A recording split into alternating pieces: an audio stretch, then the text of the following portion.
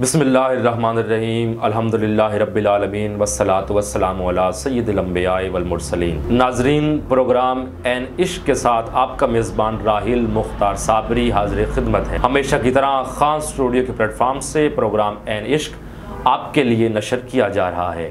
Sufism के मौजू को लेकर हमने काफ़ी प्रोग्राम्स आप तक पहुँचाए हैं, लेकिन ये एक ऐसा मौजू है जिस पर बहुत सी चीज़ें ऐसी हैं जो आप तक पहुंचाना बहुत ज़रूरी है। बहुत से ऐसे सवालात जो SMS के ज़रिए हम तक पहुँचे, जो मुख्तलिफ़ कमेंट्स आपने हमारे पहले प्रोग्राम्स पर किए और बहुत से दोस्तों के इसरार पर हम इस मौजू को मज़ीद आगे लेकर चल रहे हैं, इस पर मज़ीद प्रोग्राम्स कर रहे हैं।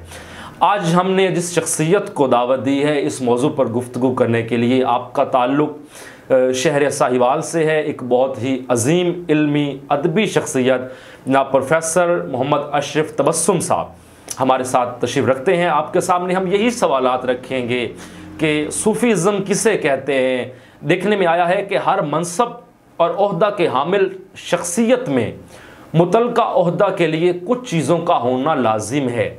क्या एक सूफ़ी के लिए भी कोई चीज़ लाजिम है? बसा औक़ात कई सूफियात से सुना है कि मौलवी की राह और एक सूफ़ी की राह अलग होती। इस कौल में कितनी हकीकत है? ये एक बहुत ही अहम सवाल है जो बहुत से ज़हनों में जन्म लेता है, जो बहुत सी ज़ुबानों से हम तक पहुंचा है मुख्तलिफ़ ज़राए से। वो हम आज के मेहमान के सामने रखेंगे। चलते हैं। अस्सलाम वालेकुम वरहमतुल्लाहि वबरकातुहू। वालेकुम अस्सलाम वरहमतुल्लाह। बहुत शुक्रिया हुज़ूर, आपने वक्त दिया खान स्टूडियो के लिए, एन इश्क के लिए। हम आपके दिल से मशकूर हैं। अल्लाह ताला आपको जज़ा अता फरमाए। जी, आपका इज़हार तशक्कुर करता हूँ, आपने मुझे मदऊ किया। जी कारी साहब, जैसा कि आपको पता है कि बहुत ही अहम मौजू है जिस पर हम आज गुफ्तगू करने वाले हैं। हमारे नाजरीन के लिए हम काफ़ी प्रोग्राम्स नाजरीन तक इस मौजू के हवाले से पहुँचा चुके हैं। आगाज़ में जो सवाल है मेरा वो यही है कि सूफ़ीज़म किसे कहते हैं? सबसे पहले तो मैं बारे दीगर इज़हार तशक्कुर करूँगा। इस्लाम की तरवीज व इशाअत के लिए ये जो सिलसिला है, ये आपने जिसका आगाज़ किया है, ये काबिल सताइश है।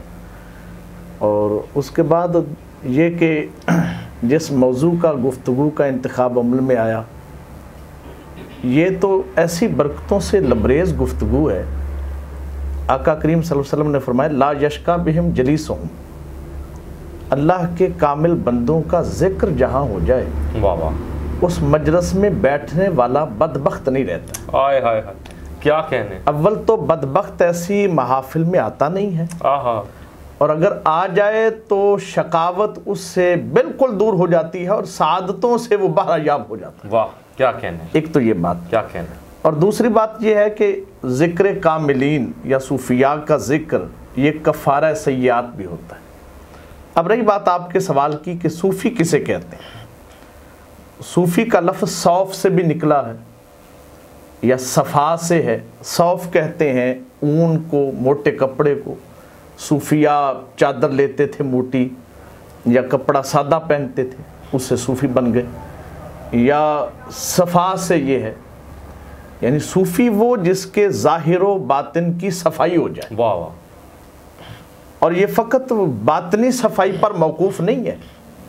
मैं ये बात इसलिए कर रहा हूँ कि लोग समझते हैं, कई नाम नहाद सूफियों ने ये बात निकाली, उन्होंने कहा जी बस बातिन की सफाई हो जाए, जी सब कुछ बातिन में रखा है। वाह वाह। ज़ाहिर में महीना महीना नहाना नहीं, बालों में जनाबे वाला कोई सुलझाव नहीं है, और ये सारे मामलात, और कोई ढंग का कपड़ा नहीं पहनना, और ताफुन की एक कैफियत पैदा हो जानी।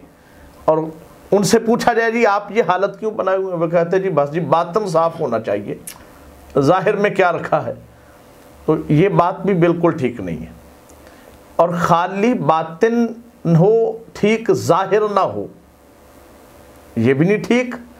और खाली ज़ाहिर की टीप टाप हो, बातिन ना हो। वाह वाह। अल्लामा इकबाल कलंदर लाहौरी ने फरमाया ना, सीरत नहीं तो आर्ज़ो रुखसार सब गलत, खुशबू उड़ी तो फूल फकत रंग रह गए। वाह वाह वाह, क्या कहने। अब ज़ाहिर व बातिन दोनों साफ हों।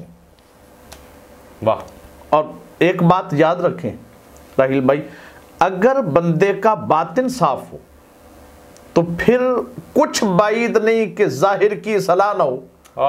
हुजूर की हदीस तैयबा है, सरकार ने फरमाया, साहबा जिसमें इंसानी में गोश्त का एक ऐसा लोथड़ा है, इज़ा सलाहा सलाहा जसदु कुल्लुहु व इज़ा फसदा फसदल जसदु कुल्लुहु।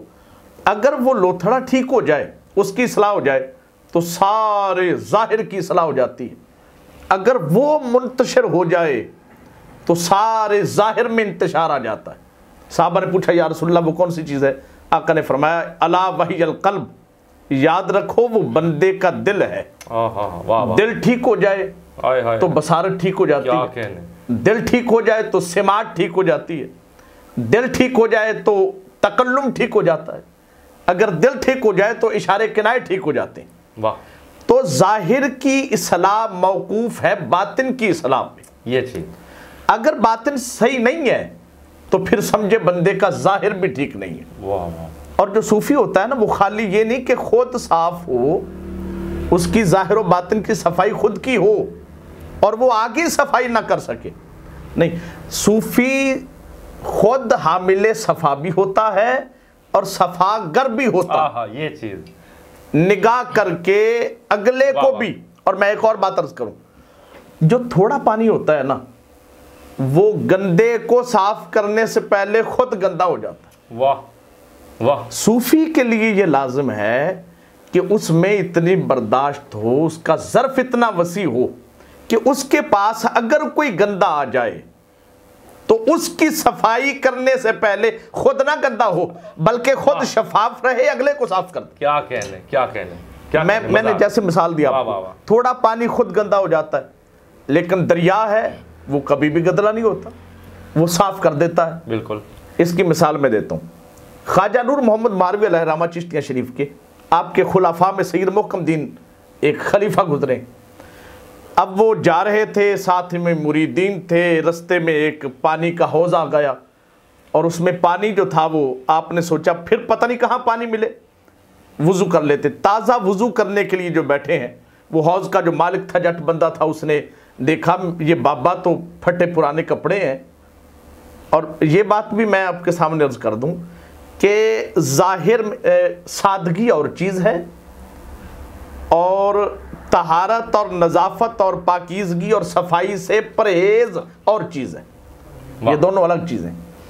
एक सूफ़ी ऐसा है वो जनाब नहाता ही नहीं है और कहता है जी मैं तो बस जी सादगी पसंद हूँ, वो है तहारत से दूर। एक है सादगी, और ऐसा सादा जो नज़ाफ़त और तहारत का कामिल इह्तिमाम करे मगर फिर भी सादा रहे। उसके बारे में हुजूर ने फरमाया रुब्बा शासा मदफूइन बिल अबवाब लौ अक़सम अलल्लाहि लाबर्रा। फरमाया कुछ लोग ऐसे होते हैं कि उनके कपड़े चिथड़े लगे होते फटे पुराने, पर उनका बारगाहे खुदाबंदी में मुकाम मदफूइन बिल अबवाब। लोग ये समझते हैं कि लोगों के दरवाजे पर जाए तो लोग धक्के देते हैं, लेकिन अल्लाह की बारगाह में मुकाम ये होता है लौ अक़सम अलल्लाहि लाबर्रा। अगर वो किसी मामला में अल्लाह की कसम उठा लें तो अल्लाह अपनी कायनात का निज़ाम तो मोड़ देता है मगर उस बंदे की बात नहीं मोड़ता। वाह वाह वाह, क्या बात। कुछ ऐसी कैफियत थी, जाहिर में कपड़े पैबंद लगे थे, पानी के हौज पे जलवा अफरोज हो गए। वो पानी के हौज का जो मालिक था उसने देखा ओ बाबा मेरा पानी खराब करेगा, उसने डंडा जो खींचा तो बाबा जी के सर पे दे मारा। अब आप नजरें झुकाए वुजू में महव थे, खून जो चला, कपड़े लथपथ हुए, आपने नजर उठा के उसकी तरफ देखा, आप देखा कि इसकी बातिन की तहारत और इस्लाह होने वाली है। आप खुद गंदे नहीं हुए, कोई और होता तो गाली गलोच पे आ जाता, कोई और होता तो पता नहीं क्या अंदाज इख्तियार करता, शरीयत से ही हट जाता और अपने आप पे से ही बाहर हो जाता। आपने कुछ भी नहीं कहा बल्कि नजर उठाई, उसे वक्त का वली बना दिया। मुरीदीन जो साथ थे उन्होंने जब कैफियत विलायत देखी, उनका हजरत हम तो कब से तिश्नगी में थे, प्यासे थे कि ये सादत हमें नसीब हो, आपके साथ साथ हम लम्हा थे, मगर आप उसने क्या किया, उसने आपको डंडा मारा है और आपके सर को जख्मी किया और खून से आपके कपड़े लथपथ हो गए और आपने उसे वक्त का वली बना दिया। आपने जो बात फरमाई वो है पंजाबी की, जो आपने अपने लफ्जों में की वही मैं दोहराना चाहूँगा। आपने फरमाया मैं इन्ना वेख्या जेड़ा रंग ओदे कोल सी उस मेनू चढ़ देता है, जेड़ा रंग मेरे कोल सी असा ओनू चढ़। वाह वाह वाह वाह वाह वाह। अब ये क्या है, क्या बात है, ये क्या है, क्या बात है। सूफी सफा का हामिल भी है, खुद भी साफ है, बिल्कुल, और अगर कोई गंदा उसके पास आया तो सफागर भी है। वाह। और अगर ज़र्फ थोड़ा होता तो फिर पता नहीं क्या मामलात होते। आपका ज़र्फ वसी था, आप खुद आपे से बाहर होके खुद गाली गलोच पे नहीं आए या बुरा भला कहने पे या शब्बो शतम पे नहीं उतरे हैं, बल्कि आपने निगाह डाल के उसे भी साफ फरमा दिया। वाह, यहाँ से एक बात आगे और निकलती है कि देखने में आता है कि हर मनसब और ओहदा के लिए जो हामिल शख्स है उसमें कुछ चीज़ों और खसूसियात का होना ज़रूरी है। जी जी। क्या सूफ़ी के लिए भी कुछ चीज़ें मखसूस हैं, कुछ खसूसियात हैं जिनका एक सूफ़ी में पाया जाना बहुत ज़रूरी है? जी जी बिल्कुल, ये बड़ा अच्छा सवाल है आपका, और इस सवाल की ज़रूरत भी है। बिल्कुल। उसकी वजह यह है कि अगर हम इस नहज तक नहीं पहुंचेंगे कि सूफ़ी के लिए लवाजमात क्या है, बिल्कुल, फिर तो हर एक को हम सूफ़ी समझे बैठेंगे। बिल्कुल। ये 4 चीज़ें हैं मेरे नक्श इल्मी के मुताबिक। नंबर 1, सूफ़ी के लिए पहली चीज़ जो उसके लिए तखसीस ख़ास है वो उसका सहीहुल अकीदा होना। वाह। अगर अकायदे बातिला हैं, अखलाक़ी रज़ीला है, तो फिर वो समझें उसमें पहली अलामत और शर्त नहीं पाई गई।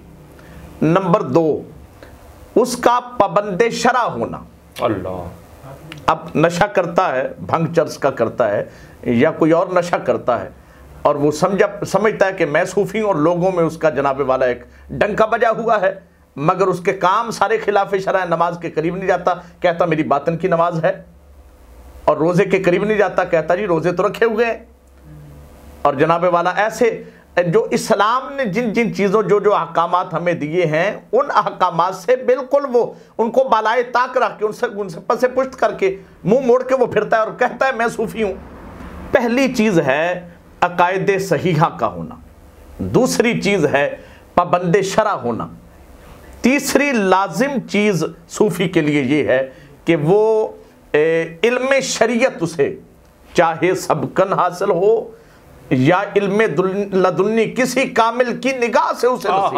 वाह वाह वाह। इसकी अब 2 सूरतें। क्या बात है, क्या बात है। एक सूरत ये है कि उसने सबकन पढ़ा, दूसरा ये कि सबकन नहीं पढ़ सका मगर किसी कामिल ने निगाह की है। वाह वाह वाह। और इल्म अता कर दिया है।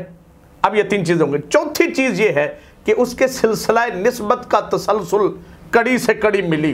वाह वाह वाह। रस्ते में मुनकते ना हो, कहीं से इनकता ना हो। वाह वाह। बल्कि वो जहां से उसका सिलसिला निस्बत है वो आखिर ये लड़ी जाकर सरकार से मिलती है। वाह वाह वाह, क्या बात है। इसका अगर वो मिसदाक है तो फिर है काम। अब फिर से मैं अर्ज कर दूं, नंबर 1 अकायदे सहीहा, नंबर 2 पाबंदे शरीयत, नंबर 3 शरीयत मुतहरा के अहकाम का इल्म, और नंबर 4 कि वो उसके सिलसिला कड़ी से कड़ी मिली। यही सवाल मैं पूछना चाह रहा था जो आपकी गुफ्तगू से निकल रहा था कि जो तखस्सुसात आपने बताए हैं एक सूफ़ी के लिए, क्या उनमें से कोई एक भी उसमें ना हो, एक की भी कमी हो, तो क्या फिर हम उसको मान सकते हैं? ये जो मैंने तरतीब इसकी बयान की है ना, कि पहले जो अकायद सहीहा हो कि सूफ़ी अकायद सहीहा का हामिल हो जी, और फिर मैंने अर्ज़ किया कि वो पाबंदे शरा भी हो।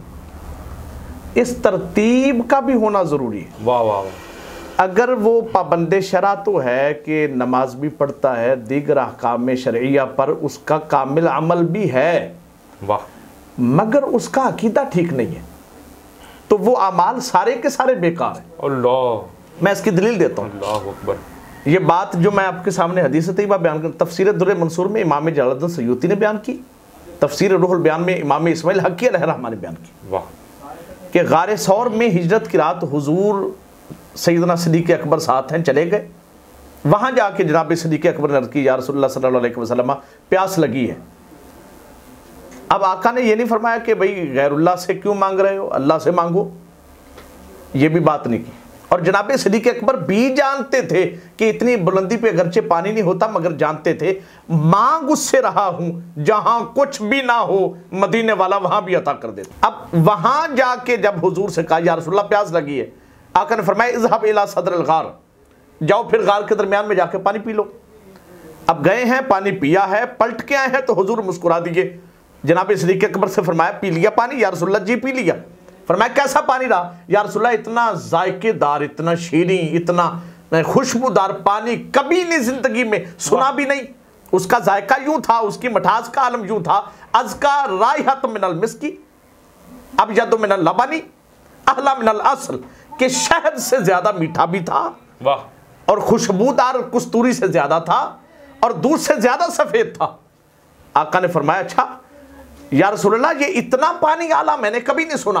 आका ने फरमाया अल्लाह का करम बताऊं या रसूलल्लाह बताइए। फरमाया इन्नल्लाह ताला अमरल मलकल मुवक्कल बिनहारिल जन्नति अन यखरुक नहरम मिनल जन्नतिल फिरदौसी इला सदरिल गार। अल्लाह ने जन्नत की नहरों में से एक फरिश्ते को हुक्म दिया कि जल्दी से जन्नतुल फिरदौस की एक नहर की शाख गारे सौर में खोल दो। अबू बकर जो पानी पिया वो दुनिया का ना था, वो तो जन्नत का था। क्या बात है। हाथ बांध ली अर्ज की वाली हाजिल मंजिला, या रसूलल्लाह मेरा कोई अल्लाह की बारगाह में इतना मुकाम है कि मेरे लिए दुनिया में रहते हुए जन्नत के चश्मे जारी होते हैं। आका ने जो बात फरमाई वो मेरे इस दावे की दलील बन रही है। आका ने फरमाया कि मैं तुम्हारा मुकाम बताऊं या रसूलल्लाह बताइए।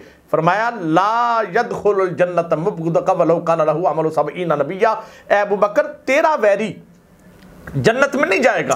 लौ कान लहु अमलु सबईन नबिया, अगरचे उसके अमाल 70 अंबिया जितने हों। अब देखिए अमाल का ढेर है कि 70 अंबिया जितने, मगर अकायद में खलल है। वाह वाह वाह, तो जन्नत तो ना ले जा सके वो अमाल।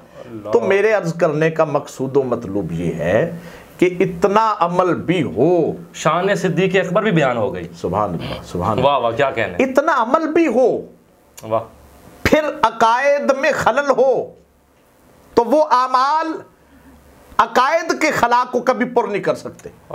तो पहली चीज जो सूफी के लिए वो अकायदे से ही हो, उसके बाद पाबंदे शरा अमाले हसना हो, और फिर साथ में उसके जो तीसरी चीज है कि इल्म शरीयत भी हो, और इल्म का होना भी जरूरी है। इल्म नहीं होगा तो फिर अमल कैसे होगा। अच्छा, अकायद के बगैर अमाल बेकार, अमाल इल्म के बलबूते पे कि इल्म होगा तो अमल करेगा।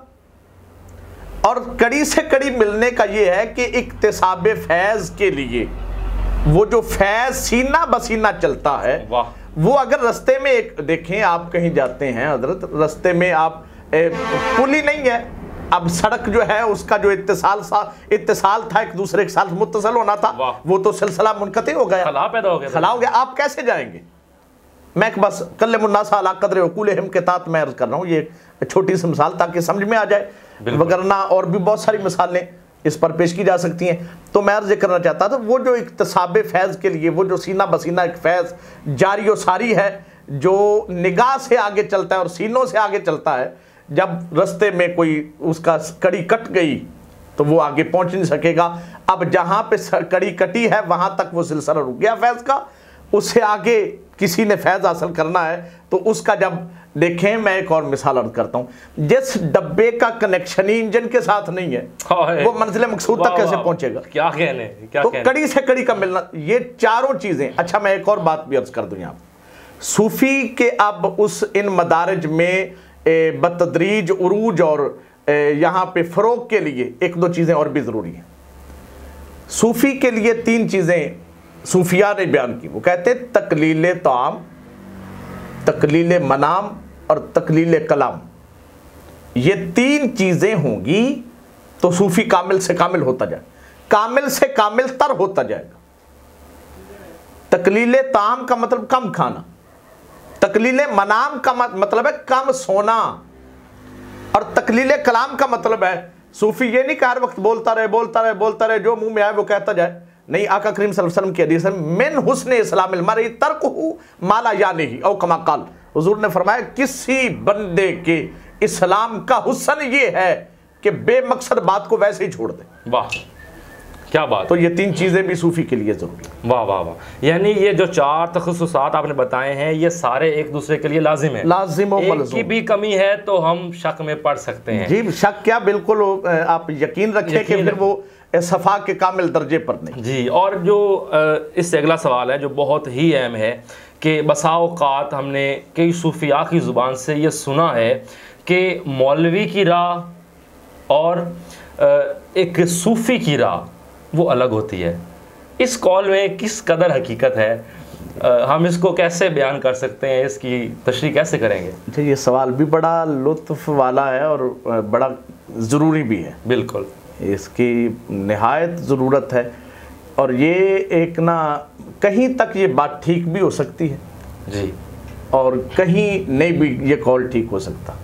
मैं उसके दोनों पहलू आपके सामने, वो कहते हैं ना कि अक्ल वालों के नसीबों में कहाँ ज़ौक़ जुनून, ये तो इश्क वाले हैं जो हर चीज़ लुटा देते हैं, और अल्लाह अल्लाह किए जाने से अल्लाह ना मिले, अल्लाह बस अल्लाह वाले हैं जो अल्लाह से मिला देते हैं। अक्ल वाले तेरी दुनिया से परेशान गए और इश्क वाले तुझे हर रंग में पहचान गए। वाह, ये बात आपकी किसी हद तक ठीक भी हो सकती है, लेकिन उसके लिए आगे इसकी छानबीन जरूरी है। बिल्कुल, इस राज को तश्तज़बाब करना जरूरी है। जब तक ये बात अज़हर में नशम्स नहीं होगी, बात खुल के सामने नहीं आएगी। बिल्कुल। जहां तक कौल ये है कि जो सूफी है उसकी राह अलग है और जो मौलवी है उसकी राह अलग है, ये बात किबला याद रखें कि हर मौलवी सूफी नहीं होता, बिल्कुल, मगर हर सूफी मौलवी जरूर होता है। वाह, इसे मंतक के एतबार से उमूम खुसूस मुतलक की निस्बत कहते हैं। फिर से मैं अर्ज कर दूं बारे दीगर, हर मौलवी सूफी नहीं है, मगर हर सूफी मौलवी जरूर है। जैसा कि मैंने अर्ज किया कि इल्म शरीयत उसके पास होगा तो सूफी होगा ना। बिल्कुल। अच्छा, अब जो मौलवी खाली मौलवी है, सूफी नहीं है, उसकी राह वैसे ही अलग होगी और सूफी की राह अलग होगी, क्योंकि सूफी प्लस मौलवी है। वाह, वो तो लाजिम है। वाह, वाह। और ये अकेला मौलवी है, सूफी नहीं है। अब दोनों की राह तो होगी अलग। इस एतबार से कहा जा सकता है कि सूफी की राह अलग है, मौलवी की राह अलग है। मगर मैं यहां कुछ फर्क अर्ज करता चला जाऊं। इल्म दो तरह का है, एक इल्म जाहिरी है, एक इल्म बातनी है जी। जो इल्म जाहिरी है उसे शरीयत का इल्म कहते हैं और जो इल्म बातनी है उसे तरीकत का इल्म कहते हैं। अब जो शरीयत के इल्म का आलिम है वो हुआ मौलवी, और जो तरीकत का आलिम है वो हुआ सूफी। वाह। एक बात, या इसको एक और अंदाज से समझ लें, इंसानी जिस्म में दो किस्म के आज़ा, कुछ जाहिरी हैं, देखें आंखें नजर आ रही हैं, बिल्कुल, होंठ नजर आ रहे हैं, बाल नजर आ रहे हैं, हाथ नजर, ये जाहिरी आज़ा है। और कुछ है बातनी, दिलो दिमाग बातन में है, वो जाहिरी आंख से हर एक को नजर नहीं आता।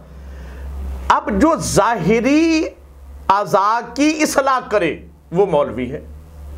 हाय हाय हाय हाय, क्या और बात जो है, बात क्या बात है। ये है कि खाना प्लेट में बाद में जाए और पेट में पहले चला जाए। वाह, वाह। बात बाद में मुंह से निकले और आप पहले उसको पिक कर। क्या बात। अब लेकिन जो जाहिरी आज़ा की इसलाह करे वो मौलवी होता है, और जो बातिन की इसलाह कर दे वो सूफी होता है। क्या कहने, क्या या मैं और अर्ज कर दूं एक फर्क। वाह वाह वाह। जो मसला बता के समझाए और हल करे उसे मौलवी कहते हैं। वाह। और जो बता के ना दिखा के हल कर दे उसे सूफी कहते हैं। जो निगाह से हल कर दे। जी, मैं निगाह भी ठीक है, मैं एक और अर्ज कर रहा हूं, जो मसाइल पे दलाइल दे और मसाला को हल करे वो तो है मौलवी, जो मुंह से कहे, और जो बताए ना बल्कि अगले बंदे को जिसमें इश्काल है उसे उसकी निगाह से दिखा के हल करवा दे वो सूफी है। ये चीज मैं इसकी आपकी मिसाल देता हूँ। ताजदार गोरडा शरीफ की बारगाह में, पीर मेहर अली शाह साहब की बारगाह में एक बंदा आ गया बैत करने के लिए। जब वो हाजिर हुआ तो उसने हजरत की बैत कर ली, वापस गया इजाजत लेके। इत्तेफाक ये हुआ कि पहले दिन उसकी भैंस मर गई, अगला दिन हुआ उसकी गाय मर गई, अगला दिन हुआ उसका ऊंट मर गया। अब लोगों ने उसे कहा, चूंकि उसने आके ढंडोरा पीट दिया था, मैं एक पीर का मुरीद हो गया हूं, मेरा एक सिलसिला कायम हो गया है। जब लोग ये तसलसल रहा जानवरों के मरने का, लोगों ने ताने दिए भी किस पीर का मुरीद हो गया है कि साफत में फंस गया है, तुझ पर तो अज़ाब इलाही मुसल्लत हो गया, तेरा तो नुकसान होता जा रहा है। अब वो बस अभी चूंकि नया नया था, पूरा पढ़ा कामिल इश्क का को सबक नहीं पढ़ा था, वो भागा वापस गोलड़ा शरीफ पहुंचा। पीर मेहर अली शाह अलैहिर्रहमा आप जलवा फरोज हैं, और आ गया। आपने फरमाया बेलिया किवें आया है? उसने कहा जी मैं बस बैत तोड़ने आया हूँ, बैत वापस लेने आया हूँ। आपने फरमाया खैर तो है। उसने कहा ये तो अच्छा हुआ, मैं 3 दिन बाद आ गया, अगर महीने बाद आता तो 30 जानवर लगे जाते, मैं तो आ गया हूँ बैत वापस लेने।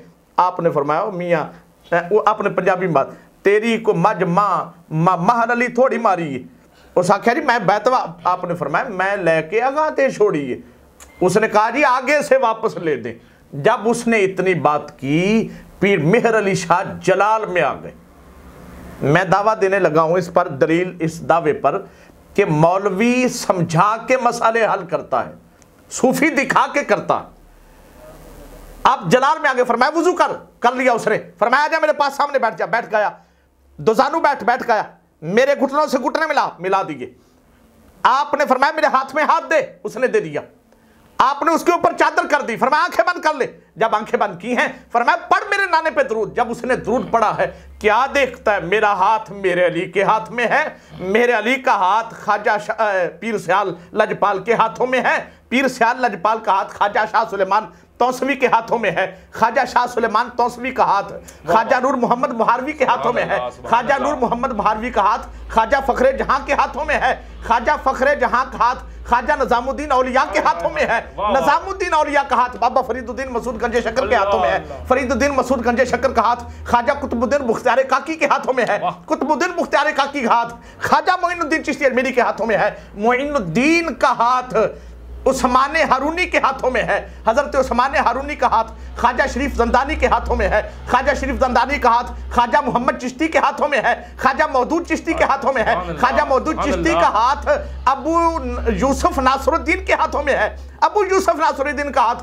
ख्वाजा मोहम्मद चिश्ती के हाथों में है, ख्वाजा मोहम्मद चिश्ती का हाथ ख्वाजा अबू अहमद के हाथों में है, ख्वाजा अबू अहमद का हाथ ख्वाजा अबू इसहाक शामी के हाथों में है, अबू इसहाक शामी का हाथ ख्वाजा मुमशाद तैनूरी के हाथों में है, मुमशाद तैनूरी का हाथ अमीनुद्दीन बसरी के हाथों में है, अमीनुद्दीन बसरी का हाथ सदीदुद्दीन बसरी के हाथों में है, सदीदुद्दीन बसरी का हाथ इब्राहिम इब्ने अधम बल्खी के हाथों में है, इब्राहिम इब्ने अधम बल्खी का हाथ उनका फुज़ैल इब्ने अजाज के हाथों में है, फुज़ैल इब्ने अजाज का हाथ अब्दुल वाहिद इब्ने जैद के हाथों में है, अब्दुल वाहिद इब्ने जैद का हाथ ख्वाजा हसन बसरी के हाथों में है, ख्वाजा हसन बसरी का हाथ मौला अली शेर खुदा के हाथों में है, और मौला अली शेर खुदा का हाथ मेरे और तेरे मुस्तफा के हाथों में है। आपने फरमाया बैत वापस ले देवा, उस आख्या खुदा दा नाम साईं मेरी चमड़ी लेन दीए ले जावे, हुण जो हुंदा हो जाए, मैं तो समझदा सा कल्ला मेरे अली दे हत्थां विच, मेरा हाथ ते मेरे अली दे हत्थां विच भी है, मौला अली दे हत्थां विच भी है, ते मेरे नबी दे हत्थां विच भी। तो मौलवी वो है जो मसला बता के हल करता है, सूफी वो है जो मसला दिखा के हल करता है। वाह वाह वाह, क्या बात है, ये फर्क है जी। नाजरीन, ये थे प्रोफेसर मोहम्मद अशरफ तबस्सुम साहब जिनके साथ हम गुफ्तगू कर रहे थे, और सूफीज़म के मौजू पर जो तफसीली गुफ्तगू और जिस अंदाज से आपने रहनुमाई फरमाई है, यकीनन मैं ये उम्मीद करता हूँ कि हमारे जो देखने वाले नाजरीन हैं उन तक काफ़ी हद तक मुस्तनद गुफ्तगू हम पहुंचाने में कामयाब हो गए हैं। आज के लिए इतना ही। अपने मेज़बान राहिल मुख्तार साबरी को इजाज़त दीजिए। अगले प्रोग्राम में नए मौजू के साथ हाजिर होंगे। एंड इश्क। अगर आपने अभी तक हमारा चैनल सब्सक्राइब नहीं किया तो फौरन सब्सक्राइब कीजिए, साथ ही बेल आइकॉन पर क्लिक करें ताकि मजीद आने वाली वीडियो जो हम वक्तन फवक्तन आपके लिए इस चैनल पर अपलोड करते हैं वो आपको वक्त पर मिलती रहें और आप उनसे मुस्तफ़ीद होते रहें। अगली वीडियो तक हमें दीजिए इजाज़त, अपना ख्याल रखिएगा। अल्लाह हाफ़िज़।